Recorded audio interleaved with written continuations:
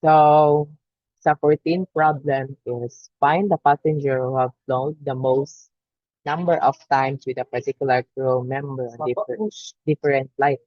So, atong SQL code is select P passenger ID concat P for passenger name, last name as passenger name, C crew ID concat first name and last name. Kasabutan ni siya kay crew ID. As crew ID name, count this name F. Kasabutan ng F is flight. Okay?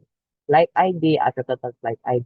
From book B, flight F on book flight ID and flight ID.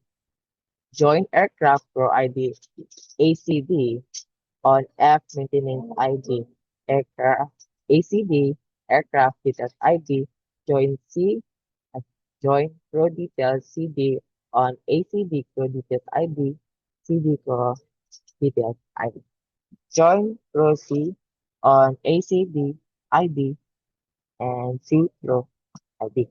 Join passenger P on book passenger ID and P passenger ID.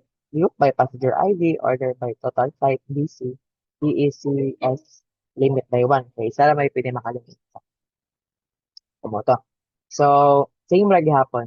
Copy-paste ang atong code, then create view para makita natin then paste atong code, then create view. Pag mo man natin create view, kamatin siya.